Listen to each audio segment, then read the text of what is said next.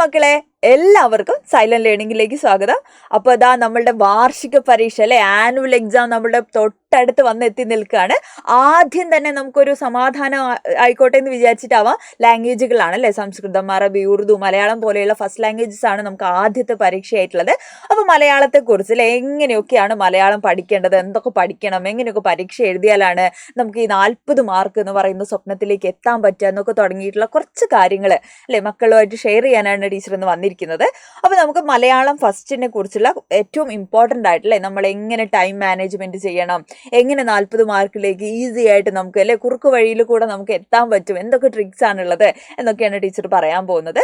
അപ്പോൾ 40 മാർക്ക് എന്ന് പറയുന്നത് ഒരിക്കലും ഒരു കിട്ടാക്കനിയൊന്നും അല്ല അല്ലേ. നമ്മൾ കുറച്ചൊരു ബുദ്ധിയും ഒരു ഇച്ചിരി സമയവും ഒക്കെ നമ്മൾ വിനിയോഗിച്ച് കഴിഞ്ഞാൽ നമുക്ക് ഈസി ആയിട്ട് എത്താൻ പറ്റുന്ന ഒരു സ്വപ്നം അല്ലെങ്കിൽ ലക്ഷ്യം തന്നെയാണ് ഈ 40 മാർക്ക് എന്ന് പറയുന്നത് കേട്ടോ. അപ്പം മലയാളം ഫസ്റ്റ് എന്ന് പറയുന്നത് മലയാളം സെക്കൻഡിനെ അപേക്ഷിച്ച് ഇച്ചിരി അധികം അല്ലെ പഠിക്കാനുള്ള ഒരു വിഷയമാണ്. കുറച്ച് ബുദ്ധിമുട്ടുള്ള പാഠഭാഗങ്ങളൊക്കെ മലയാളം സെക്കൻഡിനെ അപേക്ഷിച്ചാണ്, അല്ലാതെ ബുദ്ധിമുട്ടുള്ളതൊന്നുമില്ല. നമ്മൾ പഠിച്ചു കഴിഞ്ഞാൽ എല്ലാം നമുക്ക് ഇങ്ങനെ അല്ലെ പുഷ്പം പോലെ നമുക്ക് എഴുതാൻ പറ്റുന്നതേ ഉള്ളൂ കേട്ടോ. അപ്പോൾ ഇങ്ങനെ 5 യൂണിറ്റുകളിലായിട്ട് നിന്നെ തേടുവതേതൊരു ഭവന, മനുഷ്യകഥാനുഗായികൾ, കുതുകമോട് ആലപിച്ചാലും, പാരിന്റെ നന്മയ്ക്കത്രേ, തുടിതാളം തേടി തുടങ്ങി 5 യൂണിറ്റുകളിലായി നീണ്ടു പരന്ന് 16 പാഠങ്ങളിലായിട്ട് കിടക്കുകയാണ് നമ്മുടെ മലയാളം ഫസ്റ്റ് അല്ലേ. അപ്പോൾ ഇതിൽ നിന്ന് ഉപന്യാസം ചോദിക്കാം, മുഖപ്രസംഗം, പലതരം കുറിപ്പുകൾ, പ്രഭാഷണം, ഇങ്ങനെ പല രീതിയിലുള്ള ചോദ്യ മാതൃകകൾ നമുക്ക് ഉണ്ടാവും അല്ലേ. അപ്പോൾ ഇതൊക്കെ നമുക്ക് എന്ത് ചെയ്യണം, ഒരു ആശയക്കുഴപ്പമില്ലാതെ നമുക്ക് എഴുതാൻ പറ്റണമെങ്കിൽ നമ്മൾ എന്ത് ചെയ്യണം, പാഠഭാഗങ്ങൾ കൃത്യമായിട്ട് നമുക്ക് വായിച്ചിരിക്കണം അല്ലെ. എന്താണ് പാഠം എന്നുള്ളൊരു ധാരണ നമുക്ക് ഉണ്ടായിരിക്കണം. ഇനി എങ്ങനെയാണ് നമ്മൾ മുഴുവൻ മാർക്കിലേക്ക് അല്ലെ, നേരത്തെ ടീച്ചർ പറഞ്ഞൊരു കുറുക്ക് വഴിയുണ്ട്, അങ്ങനെ കുറുക്ക് വഴിയൊന്നുമല്ല, കൃത്യമായ രീതിയിൽ പഠിച്ചു കഴിയുക അല്ലെ, പഠിച്ചിരിക്കുക. ഓരോ പാഠത്തെക്കുറിച്ചും നമ്മൾ പഠിച്ചിരിക്കുക എന്നുള്ളതാണ് അതിലേക്കുള്ള കുറുക്ക് വഴി എന്ന് പറയുന്നത് കേട്ടോ. അത് നിങ്ങൾക്ക് കുറച്ചുകൂടെ എളുപ്പത്തിൽ നിങ്ങളെ അത് മനസ്സിലാക്കി തരാൻ ടീച്ചർ ഇവിടെ ഉണ്ട്. എല്ലാ പാഠങ്ങളും അല്ലെ, എല്ലാ പാഠങ്ങളും വിശദമായിട്ട് മക്കളെ അല്ലെ ഇന്ന് പഠിപ്പിച്ചു തരാൻ വേണ്ടിയിട്ട് ടീച്ചർ വരുന്നതായിരിക്കും. നമുക്കിന്ന് രാത്രി 7:30 നമുക്കൊരു മെഗാ മാരത്തോൺ ലൈവ് ഉണ്ട്. അപ്പോൾ ലൈവിൽ മലയാളം ഫസ്റ്റിന്റെ എല്ലാ പാഠഭാഗങ്ങളും ടീച്ചർ എന്ത് ചെയ്യും, നല്ല സൂപ്പറായിട്ട് നിങ്ങളെ പഠിപ്പിക്കും കേട്ടോ. അതാണ് നമ്മുടെ കുറുക്ക് വഴി എന്ന് പറയുന്നത്. ഇനി ഏറ്റവും ഇമ്പോർട്ടൻ്റ് ആയ ഒരു കാര്യം എന്ന് പറയുന്നത് സമയമാണ് അല്ലെ. മലയാളം പരീക്ഷയ്ക്ക് നമ്മൾ കേട്ട് മടുത്തിട്ടുള്ള ഒരു കാര്യമാണെന്ത്, സമയമില്ല, എഴുതാൻ വയ്യ, ഇത് എത്ര പാടാണ് എഴുതാനുള്ളതെന്നൊക്കെ ചോദിക്കുന്ന അല്ലെങ്കിൽ നിങ്ങൾ പറയുന്ന സങ്കടങ്ങളാണ് അല്ലേ. അപ്പോൾ സമയം എന്ന് പറയുന്നത് വളരെ വളരെ ഇമ്പോർട്ടൻ്റ് ആണ്. കാരണം 1.5 മണിക്കൂറിൻ്റെ ഉള്ളിൽ നമ്മൾ ഇച്ചിരി അധികം മലയാളം എഴുതാനുണ്ട് അല്ലേ. നമ്മൾ സയൻസ് എഴുതുന്ന പോലെ പോയിന്റുകളൊക്കെ എഴുതി വെച്ച് കഴിഞ്ഞാൽ നമുക്ക് മലയാളത്തിന് മാർക്ക് കിട്ടില്ല.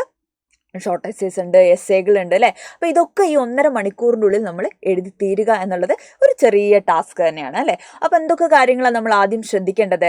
ആദ്യം നമ്മൾ ശ്രദ്ധിക്കേണ്ടത്, നമുക്ക് ഈ 15 മിനിറ്റ് നമുക്കൊരു കൂൾ ഓഫ് ടൈം ഉണ്ട് അല്ലേ. നമ്മൾ കയറിയ ഉടനെയുള്ള സമയം 15 മിനിറ്റ് നമ്മൾ ക്വസ്റ്റ്യനൊക്കെ വായിക്കാൻ വേണ്ടി തരുന്ന സമയമല്ലേ.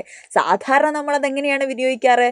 ഒന്നെത്രയാടാ രണ്ടെത്രയാടാന്ന് ചോദിച്ചിട്ടാണ് നമ്മളത് പൊതുവേ നമ്മൾ ക്ലാസ് മുറികൾ എക്സാം ഹാളിൽ നമ്മളത് വിനിയോഗിക്കാറുള്ളതെങ്കിൽ ദയവ് ചെയ്ത് മക്കൾ എന്ത് ചെയ്യണം, ഈ 15 മിനിറ്റ് സമയം കൃത്യമായ രീതിയിൽ നമ്മൾ 1 മുതൽ എത്ര വരെയാണോ നമുക്ക് ചോദ്യങ്ങളുള്ളത് ആ മുഴുവൻ ചോദ്യങ്ങളും കൃത്യമായ രീതിയിൽ വായിക്കുക അല്ലേ. അപ്പോൾ ഓരോ ചോദ്യം വായിക്കുമ്പോൾ നമുക്ക് ഏകദേശം ഒരു ഐഡിയ ഉണ്ടാവും, ഏതാണ് ഉത്തരം, എങ്ങനെ എഴുതണം എന്നൊക്കെയുള്ള ഒരു ധാരണ നമുക്ക് കിട്ടും അല്ലേ. അതേപോലെ തന്നെ ഓർ ക്വസ്റ്റ്യൻസ് ഉണ്ടാവും, ഒഴിവാക്കേണ്ട ചോദ്യങ്ങൾ ഉണ്ടാവും അല്ലേ. അത് വളരെ പ്രധാനപ്പെട്ടതാണ്. നമുക്ക് ഏത് എസ്സേ എടുത്തു കഴിഞ്ഞാലാണ് നമുക്ക് ഏറ്റവും കൂടുതൽ എഴുതാൻ പറ്റുക, ഏറ്റവും കൂടുതൽ പോയിന്റുകൾ കിട്ടുക, ഏതാണ് ഒഴിവാക്കേണ്ടത് അല്ലേ. അങ്ങനെയുള്ള കാര്യങ്ങളൊക്കെ നമ്മൾ തീരുമാനിക്കേണ്ടത് എവിടെയാണ്, നമ്മളുടെ ഈ കൂൾ ഓഫ് ടൈമിലാണ് അല്ലേ. അപ്പോൾ കൂൾ ഓഫ് ടൈം എന്ത് ചെയ്യണം, നമ്മൾ ശരിയായ രീതിയിൽ നമ്മൾ ക്വസ്റ്റ്യൻ പേപ്പർ വായിച്ച് അല്ലേ, എത്ര സമയത്തിനുള്ളിൽ എഴുതി തീരും അല്ലെ, എസ്സേക്ക് എത്ര സമയം കൊടുക്കണം, അല്ലെങ്കിൽ എത്ര പോയിന്റുകൾ എഴുതണം അല്ലെ. ഷോർട്ട് എസ്സേ ഏതൊക്കെയാണ് എഴുതേണ്ടത്? ഇപ്പോൾ 5 എണ്ണം തന്നിട്ട് 4 എണ്ണം എഴുതാനായിരിക്കും ഉണ്ടാവുക അല്ലെ, 6 എണ്ണം തന്നിട്ട് 5 എണ്ണം എഴുതാനായിരിക്കും ഷോർട്ട് എസ്സേ ഉണ്ടാവുക അല്ലെ. അപ്പോൾ ഏതാണ് ഒഴിവാക്കേണ്ട ഒന്ന് എന്നുള്ളത് നമ്മൾ കൃത്യമായ രീതിയിൽ എന്ത് ചെയ്യണം,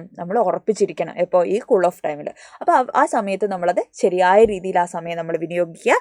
രണ്ടാമത്തെ അല്ലേ, നമുക്ക് 5 യൂണിറ്റുകളായിട്ട് 16ഓളം പാഠഭാഗങ്ങൾ ഉണ്ടെന്ന് ടീച്ചർ പറഞ്ഞു അല്ലേ.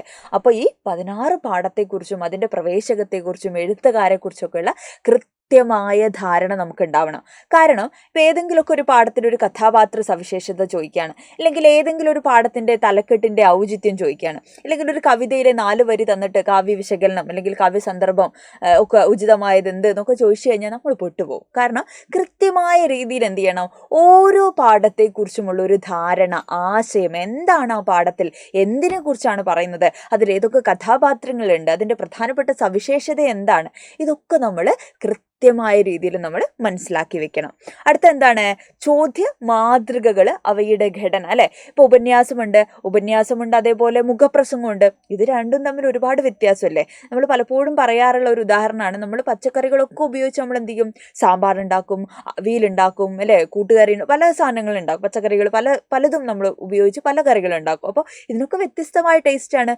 അതുപോലെ തന്നെയാണ് എന്ത്, മുഖപ്രസംഗം പോലെയല്ല പ്രസംഗം ഉണ്ടാവുന്നത്, പ്രഭാഷണം ഉണ്ടാവുന്നത്, അതുപോലെയല്ല ആസ്വാദനക്കുറിപ്പ് എഴുതേണ്ടത്, അതുപോലെയല്ല പ്രതികരണക്കുറിപ്പ് എഴുതേണ്ടത് അല്ലേ. അപ്പോൾ ഇത് ഓരോന്നും വ്യത്യസ്തമാണ്. അപ്പോൾ ഓരോന്നിനും എന്താണ്, ഓരോ ഘടനയുണ്ട് അല്ലേ. അപ്പോൾ ആ ഘടന എന്താണ് എന്നുള്ളത് നമ്മൾ കൃത്യമായി നമ്മൾ പഠിച്ചു വെക്കണം. ഇനി എന്താണ്, സമയത്തിൻ്റെ ഉള്ളിൽ അല്ലേ ഉത്തരം എഴുതുക എന്നുള്ളതാണ്. ഇപ്പോൾ ഒരു എസ്സേക്ക് നമ്മൾ ഒരു 15 മിനിറ്റ്, കൂടിപ്പോയാലും ഒരു 16-17 മിനിറ്റ് അല്ലാതെ ഒരു എസ്സേ എഴുതാൻ നമ്മൾ എത്രയധികം സമയം മാറ്റി വെച്ച് കഴിഞ്ഞാൽ എന്ത് ചെയ്യും, നമ്മൾ പെട്ടുപോകും. പിന്നെ നമ്മൾ ശ്രദ്ധിക്കേണ്ട ഒരു കാര്യം, എസ്സേ എഴുതുന്ന സമയത്ത് നമുക്ക് പലപ്പോഴും എത്രയാണ്, 6 മാർക്കാണ് ലഭിക്കുക അല്ലേ. അപ്പോൾ 2 എസ്സേകളായിരിക്കും ഉണ്ടാവുക. അപ്പോൾ 12 മാർക്കാണ് നമുക്ക് എസ്സേക്ക് ലഭിക്കുക. അപ്പോൾ അതിനേക്കാൾ കൂടുതൽ മാർക്ക് നമുക്ക് എവിടെ ലഭിക്കും, ഷോർട്ട് എസ്സേയിൽ ലഭിക്കും അല്ലേ.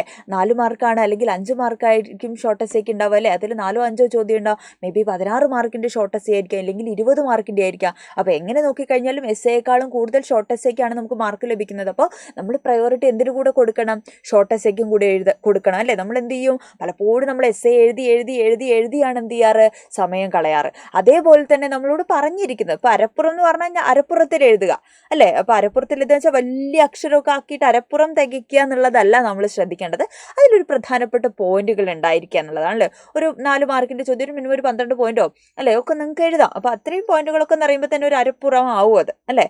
അപ്പോൾ അത് 1.5 പേജൊക്കെ എഴുതി നമ്മൾ കൂടുതൽ ഒരുപാട് പോയിന്റുകൾ അധികം എഴുതി അല്ലെ, ഒരുപാട് വിശദീകരിച്ച് കഴിഞ്ഞാൽ ആവശ്യമില്ലാത്ത സാധനങ്ങളൊക്കെ എഴുതി കഴിഞ്ഞ് അല്ലെ 2 പേജൊക്കെ നിറയ്ക്കുന്നതിനേക്കാൾ എത്രയോ ഭേദമാണ് എന്ത്, സമയം ലാഭിക്കാൻ വേണ്ടി നമുക്ക് എന്ത് ചെയ്യാം, ആവശ്യമുള്ള പോയിന്റുകൾ എന്താണോ ചോദ്യം, ആ ചോദ്യത്തിന് അല്ലെ എന്ത് ചെയ്യാം, നമുക്ക് അരപ്പുറത്തിൽ നമുക്ക് ചോദ്യം എഴുതി അല്ലെ ഉത്തരം എഴുതി നമുക്ക് അവസാനിപ്പിക്കാം എന്നുള്ളത്. പിന്നെ ടീച്ചർ പറഞ്ഞതുപോലെ ചോദ്യത്തിൻ്റെ ഉത്തരം അല്ലെ, ഈ 2 പേജ് 3 പേജിലേക്കൊക്കെ നീളുന്നത് എപ്പോഴാണ്, നമ്മൾ പലപ്പോഴും എന്ത് ചെയ്യും, ആടിനെ കുറിച്ച് ചോദിച്ചു കഴിഞ്ഞാൽ ആടിനെ കുറിച്ചുള്ള പോയിന്റുകളൊക്കെ തീർന്നു കഴിയുമ്പോൾ നമ്മൾ ഈ ആടിനും എല്ലാം അഴിച്ചു കൊണ്ടുപോയിട്ട് പ്ലാവിൽ കെട്ടും അല്ലേ. എന്നിട്ട് എന്തെഴുതും, പ്ലാവിൻ്റെ ഗുണങ്ങൾ നമ്മൾ എഴുതാൻ തുടങ്ങും. മലയാളത്തിൽ പലപ്പോഴും ഇങ്ങനെ ഉള്ളൊരു സ്വഭാവം നമ്മൾ പരീക്ഷ പേപ്പറുകളിൽ നമ്മൾ കാണാറുണ്ട് അല്ലേ. കാരണം പോയിന്റുകളൊന്നും ഉണ്ടാവില്ല, പക്ഷെ ഒരുപാട് എഴുതി വെക്കും, എന്തൊക്കെയോ എഴുതി വെക്കും. അപ്പം അങ്ങനെ എഴുതാൻ പാടില്ല. എന്താണോ ചോദ്യം അതിൻ്റെ ഉത്തരമാണ് കൃത്യമായ രീതിയിൽ നമ്മൾ എഴുതേണ്ടത്. ഇനി എന്താണ്, എക്സ്ട്രാ ചോദ്യങ്ങൾ ഉണ്ടാവും അല്ലേ. ഇപ്പോൾ 1 മുതൽ 5 വരെ ഉള്ളതിൽ 4 എണ്ണം എഴുതിയാൽ മതി എന്ന് പറഞ്ഞു കഴിഞ്ഞാൽ 4 എണ്ണം എഴുതിയാൽ മതി. ഇനി 5ാമതൊന്ന് എഴുതിയിട്ട് എന്താണ്, കുട്ടി 5 എണ്ണം എഴുതിയല്ലോ 5 മാർക്ക് കൊടുത്തേക്കാം എന്നാരെങ്കിലും വിചാരിക്കുമോ, ഇല്ല. അത് വെറുതെ നമ്മളുടെ സമയം കളയുന്നതാണ് അല്ലേ. അതുകൊണ്ട് ഒരിക്കലും എന്ത് ചെയ്യാൻ പാടില്ല, എക്സ്ട്രാ ചോദ്യങ്ങൾ എഴുതിയിട്ട് നമ്മളുടെ സമയം കളയാൻ പാടില്ല. ഇനി എന്താണ്, ഇനി നമ്മൾ എന്ത് ചെയ്യണം, ഇത് കൃത്യമായ രീതിയിൽ സമയം മാനേജ് ചെയ്തുകൊണ്ട് പാഠഭാഗത്തിനെ കുറിച്ചുള്ള കൃത്യമായ ധാരണകളൊക്കെ നമ്മൾ നേടിക്കൊണ്ട് അല്ലേ, ഓരോ ചോദ്യ മാതൃകളെ കുറിച്ചുമുള്ള കൃത്യമായിട്ടുള്ള ബോധം നമ്മൾ ഉണ്ടാക്കിക്കൊണ്ട് അല്ലേ, നമ്മൾ എന്ത് ചെയ്യാൻ പോവാണ്, നാളെ നമ്മൾ പരീക്ഷ എഴുതാൻ പോവാണ്. അപ്പോൾ ഇതിനൊക്കെയുള്ള അല്ലെ എന്താണ് സൊല്യൂഷനുമായിട്ടാണ് ടീച്ചർ വന്നിരിക്കുന്നത്. അപ്പോൾ ഓരോ പാഠഭാഗത്തെക്കുറിച്ചുമുള്ള കൃത്യമായിട്ടുള്ള അല്ലെ അവബോധം, എന്താണ് ആ പാഠഭാഗത്തിൽ പറയുന്നത്, എന്തൊക്കെ നമ്മൾ ശ്രദ്ധിക്കണം, ഉപന്യാസം എങ്ങനെ എഴുതണം അല്ലെ, ഓരോ ചോദ്യത്തിനും വരാൻ സാധ്യതയുള്ള പ്രധാനപ്പെട്ട എസ്സേ ചോദ്യങ്ങൾ, ഷോർട്ട് എസ്സേ ചോദ്യങ്ങൾ, ഇങ്ങനെ എല്ലാം അല്ലെ 1 വേർഡ് 1 മാർക്കിനുള്ള ചോദ്യങ്ങൾ, ഇങ്ങനെ എല്ലാ കാര്യങ്ങളും മക്കളെ പഠിപ്പിച്ച് ഈ 40ൽ 40 മാർക്കും വാങ്ങി മക്കളെ സെറ്റാക്കി സജ്ജരാക്കി നാളത്തെ പരീക്ഷയ്ക്ക് അല്ലെ നിങ്ങളെ പറഞ്ഞയക്കാൻ വേണ്ടിയിട്ട് അല്ലെ എല്ലാ ഫസ്റ്റ് ലാംഗ്വേജസിൻ്റെ ടീച്ചേഴ്സും ഇവിടെ സൈലത്തിൽ മക്കൾക്ക് വേണ്ടി സെറ്റായിട്ടിരിക്കുകയാണ്. അപ്പോൾ മലയാളവും അല്ലെ നമുക്ക് ഉഷാറായിട്ട് നാളെ എഴുതണം. അപ്പോൾ മാക്സിമം ഫ്രണ്ട്സിലേക്കൊക്കെ നമ്മളുടെ കാര്യങ്ങളൊക്കെ ഷെയർ ചെയ്ത് ലൈവിൻ്റെ കാര്യങ്ങളൊക്കെ പറഞ്ഞ് 7:30 ആകുമ്പോൾ അല്ലെ എല്ലാവരും റെഡി ആയിട്ട് നമുക്ക് എന്ത് ചെയ്യാം, നമുക്ക് ഉഷാറായിട്ട് അടിപൊളിയായിട്ട് മലയാളം ഫസ്റ്റ് നമുക്ക് പഠിക്കണം. അപ്പോൾ എന്ത് ചെയ്യാടാ, നമുക്ക് 40 മാർക്കും അല്ലേ നമുക്ക് നേടിയെടുക്കാം. All the best.